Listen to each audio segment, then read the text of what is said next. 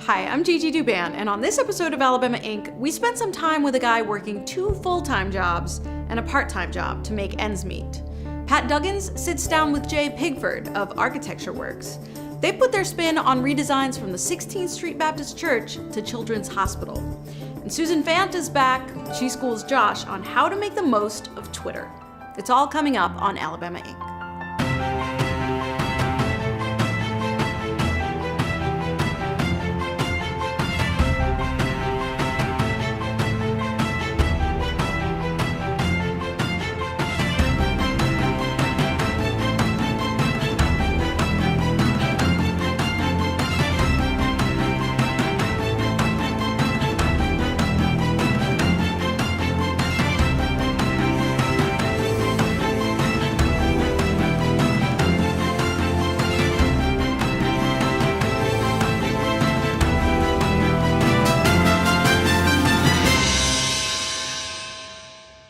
In Alabama, about 600,000 people are underemployed. We're talking people who work part-time but want to be full-time, or they're working in low-paying jobs even though they're qualified for something bigger. Take Lloyd Polion. He's trying to support a family, so he works 3 gigs: a security job, a hospital job, and he does nails. Take a look.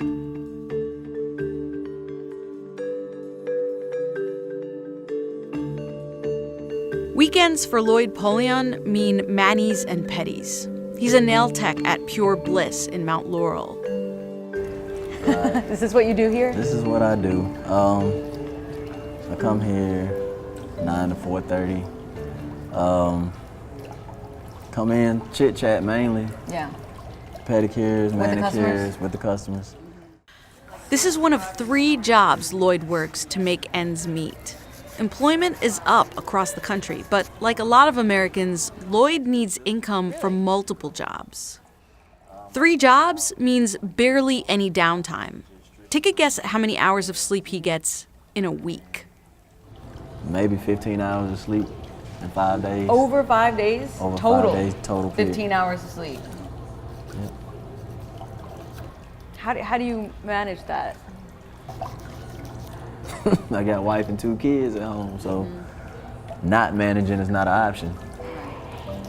Job number 2 is at UAB Medical West. Lloyd is sort of like the in-house FedEx guy. It's not his best paying gig, but he says the benefits make it worth it. So, Lloyd, we're out here, it's a Wednesday, and you just got off work. Just got off from Medical West down here in Bessemer. Down here I work supply for the hospital. And so, like, you start your day here at what time?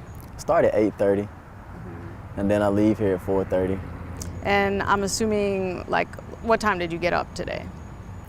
Today I got up by 6:15, 6:20. A lazy day, in other words. You slept in. Slightly, 20 minutes. I got 20 extra minutes. Okay. By the time 4:30 rolls around, how are you feeling? Oh, I'm tired by then. Yeah. Good to sit in the car and drive to the next job. Yeah.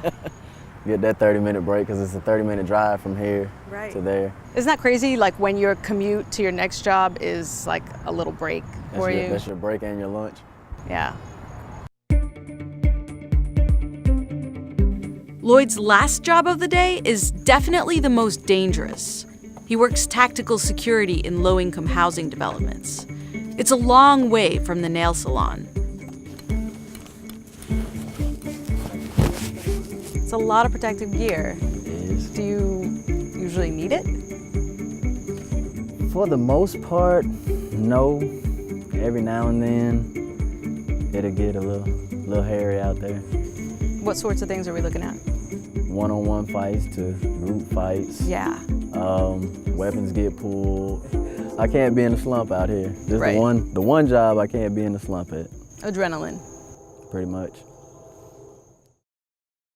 Before Lloyd heads off, he's got just a few minutes for a rare visit to check on the family, his mother-in-law and 2 kids. Shania, nice to meet you. You are? Mandrell. Good to meet you. So, like, how long do you, how many times a week do you get to, like, pop in here? It's not as often as it used to be. I used to come over at least about 2-3 times a week. Mm-hmm. And now it's more like once a month, Once a month. once Wow. every, That's not a once lot. every, yeah. Cause she jumped on me the other day. She said, "Oh yeah, now you want to come around?" I was like, "Yeah." Yeah. Working Y'all on it just now. hanging out with grandma? Yes.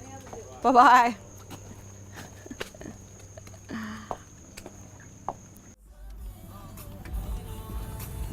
It pays plenty, and then they actually here. All right, so Lloyd, you got your windows rolled down. You're gonna leave them that way. I do. I usually, because it's been summertime, I usually leave the top down. It's a respect thing out here. They don't go in it, but I leave it down because I trust them not to go in and let them know, hey, I trust you guys like that. We just communicate back and forth kind of indirectly. Right. Instead of saying, "Hey, I trust y'all," you Right. just do. Instead of them visually seeing me locking the door 5, 6 times to make sure, Right. like, hey, he thinks that much of us. And so when you're here, like during your shift, you just basically patrol? I Just do. kind of like walk around? I do. Patrol the property to make sure nothing's going on that shouldn't be going on. And just speaking with people. Yeah. Pretty much it. Just building a rapport every day. This juggling 3 jobs thing is what he's got to do now. But ultimately, he wants one full-time job, one with good pay and good benefits. You're taking your exam to be a police officer. In October.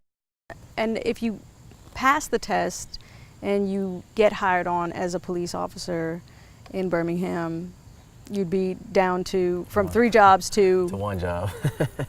One job, 8 hours. You can get a full 8 hours of sleep a day instead of a week. Wouldn't that be nice? It would. Be a change of pace. Yeah. Well, good luck to you. I appreciate it. I hope it works out. Same here. Coming up next on Alabama Inc. Really anything's possible if you just begin to kind of dream beyond what's typical.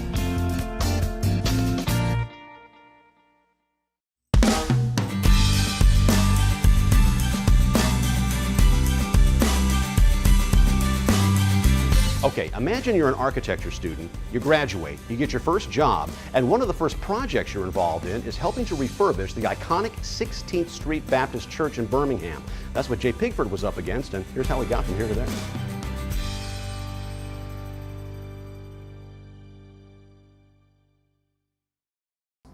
Now, your father's one of the founders, and what's your earliest memory of hanging around his drafting table, or when did you first realize this is what Dad did? Well, I'll tell you, he never really pushed any of that on me. I do remember a lot of times being in his office as probably a 10, 12-year-old, not really understanding the breadth of what was happening at the drawing table. But the first memory I have really of working, quote, with him when I was a teenager was really just taping edges of drawings, which we used to do, to keep them from being torn in the field. So I wouldn't say it was a very handhold experience.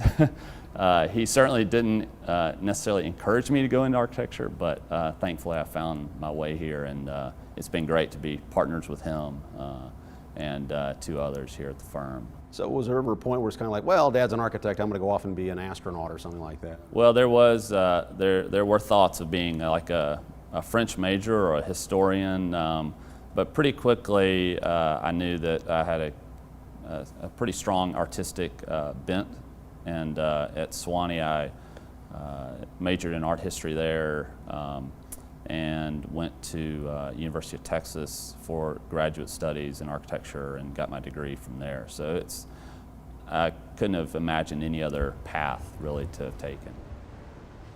You, as I understand, as an intern, got to work on the AT&T Center, the home of the San Antonio Spurs, and I'm kind of wondering, what did they let you do? Yeah, it was quite an experience to work at Lake Flato in San Antonio, and I've remained great friends with them, and we're actually working on a project together here in Birmingham, Indian Springs School. But to work on that was pretty surreal. I mean, at their firm, we were fortunate to work on some pretty major projects across the country, and that being probably the largest I've ever worked on. I've detailed most of the exterior skin of that building. So, I mean, to think back on it, it is very surreal.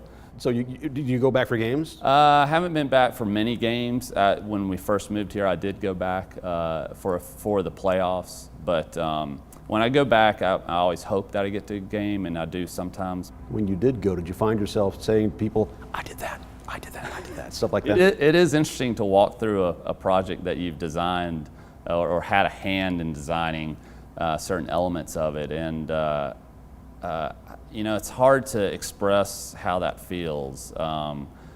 You're very proud of it, definitely, but I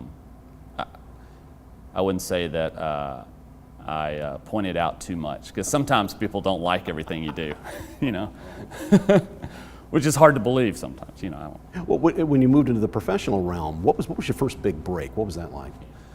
I guess it would be the project, Intermark ad agency. In Intermark, we actually took an Airstream trailer and repurposed it for a meeting room in the building. So it's a very unique moment in my career, and really opened my eyes to, you know, really anything's possible if you just begin to kind of dream beyond what's typical. What's the fun part for you when you're putting together a design? Is it the designing that's the fun, or seeing the finished product that's the big deal for you? The client interaction really is exciting, but the most exciting is when you go out on site and it's just framed.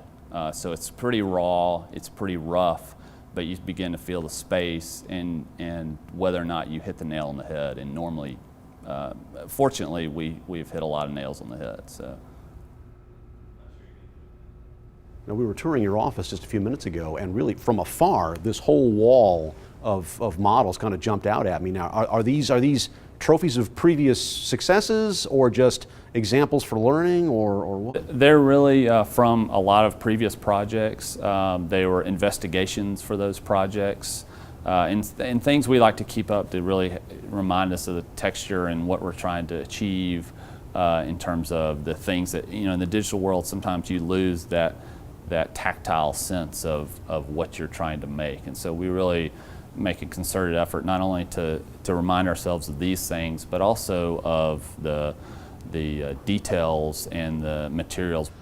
Growing up, I would build models all the time, and now it seems as though that, you know, in spite of all the finery that we see here, it seems as though that there's less of that in what you do. Yeah, there is, but the digital and 3D modeling is so prevalent now, and really gives us a better opportunity to experience the inside of the space, and to put a client really into their living room or into their covered patio, and really let them experience what is the view like out of there. And do any of them say, oh, I miss the model, I want a model, come on? You know. Some do, and we do fundraising models sometimes, so that schools and such can have something physical that people can get excited about.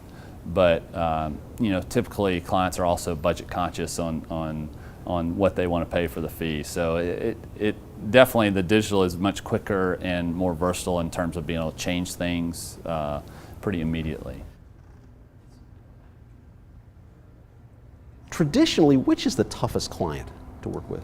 I would say the bigger the committees are, the tougher it is to meet everybody's demands. You know, all our clients, especially religious schools, these cities, they have huge contingents of stakeholders. And so you have parents, you have staff, you have people that are giving money to the school or to the church that really want to have a say, and to have someone collect all that information and be able to give you a clear direction on a decision is really important. And we've been fortunate that most of our clients have been that way.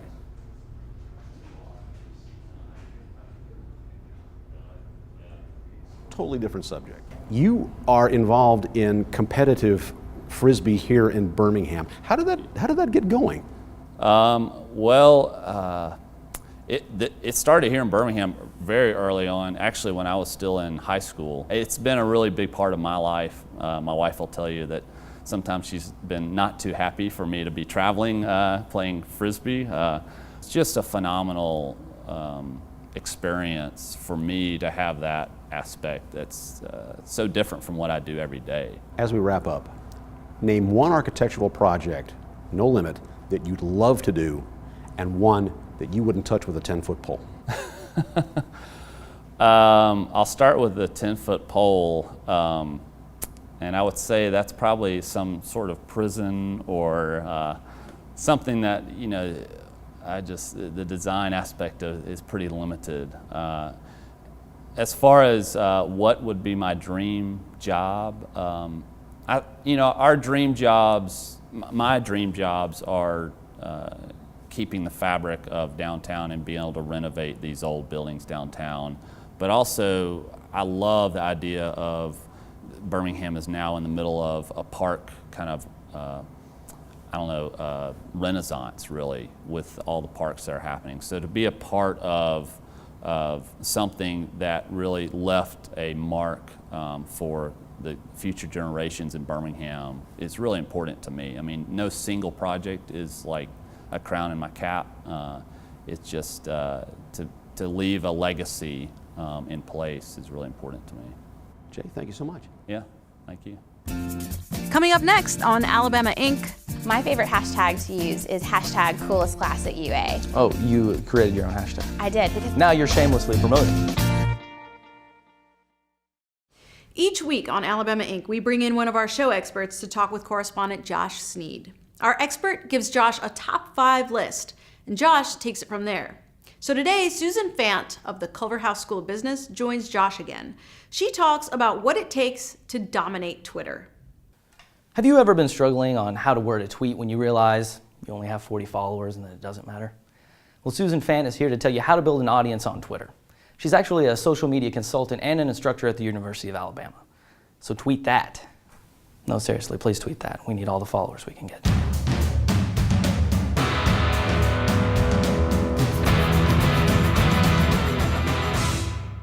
Susan, thank you for coming back. thanks for having me back, Josh. All right, well, we appreciate it. Absolutely, I love being here at Alabama Inc. Good, thank you.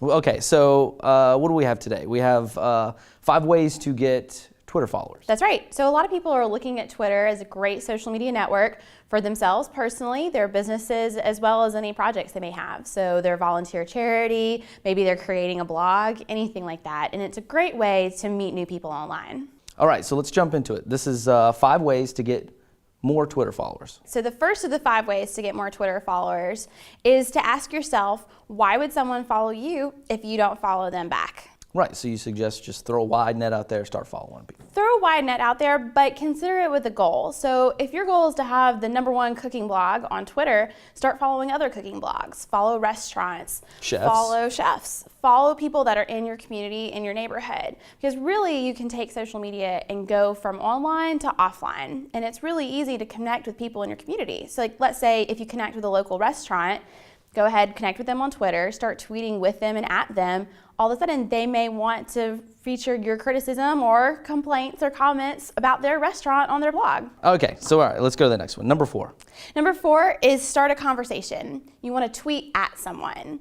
So for instance, you could tweet at Alabama Inc. You could tweet at Susan Chesley. You can start tweeting at people so that you say, hey, I really like this segment of the show. I really like this, I really like that. To have a question or a comment. Yeah, because a lot of times, you can't connect directly with them. Sometimes you have to, Twitter's a good way to do that. That's right. It's really quick, it's really fast. You shouldn't go and kind of tweet at people asking them to do all kinds of favors for you if you haven't connected already. That doesn't really work. Maybe not start with the favors, right? Exactly, but it is a great way to connect with people that you may not know otherwise. Yeah, people do tweet at celebrities a lot too, have you noticed that? That's right. And sometimes celebrities will tweet back, so you never know. Probably best to set the bar low for that one too, right? Maybe don't start with Beyonce, but I would assume that probably Tony Danza's sitting around and would love to hear from you, right? Probably, at least if you got a good taxi Maybe reference. start there and work it. Absolutely. Okay, good. All right. So number 3, what do we have? All right, you want to rethink that low-lit cover photo that you have of yourself. The selfie that you took doesn't exactly work. Right, so you need a good profile picture to kind of attract, because people want to see your face too. That's right. They want to see what you look like. People want to see your face, and it's sometimes the only picture that they really see on your profile are those profile pictures, and it comes up little right next to your tweets as well.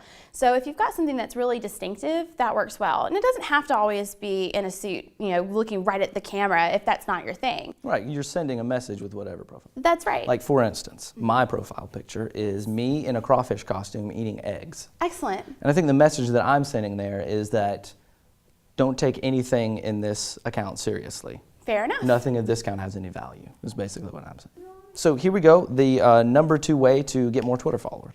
Number 2 way to get more Twitter followers is that if you like it, then you should favor it. If you retweet it, more people will retweet your content. Okay, so this is like a good way to, start to get people to look at your account. That's right. That otherwise aren't following. That's right. So it's a great way to engage other people on Twitter. So when you hit the favorite or the star, people can see, oh, they like my post. So they like my cat video, they like my blog entry, they like whatever it is they may be posting. If you retweet it, that means you really like that post and you want your audience members to also see it. Oh, and where do you stand on hashtags? I love hashtags. Now, you can have a few too many. My favorite hashtag to use is hashtag coolest class at UA, because that's my own hashtag. Oh, you created your own hashtag. I did, because Now nobody you're else- shamelessly promoting. I am. Nobody else claimed it, so I claimed it. And that's really the way that hashtags work. You want to pick a hashtag that works well for you, your business name, whatever works for what you're trying to promote. All right, so here we are. Number 1 way to get Twitter followers. The number 1 way to get Twitter followers is to have a goal in mind. You've really got to think about Tweet with a mission. tweet with a mission. I like that. You can use that. So one of the things that we think about when we're looking at social media is, what's the goal? Why are you here? Now, sometimes it's to share your favorite cat videos. I like cat videos. That's fine. The other Clearly time, you do. Clearly I do. The other things that you may do, say like, I want more people to involve my charity work, I want more people to read my blog, I want more people to see the things that I'm posting online. Just have a goal in mind. And when you do that, you can create more and more content based on that goal. You follow more people based on that goal as well. And you can put more information out there in the digital world. All right, well, we're done. We got through it. We did That's it. right, we did it. Okay, all right. So that was the top 5 ways to get Twitter followers Absolutely. from you, the Twitter professional. For me, the Twitter professional. Thank you very much. Thanks so much.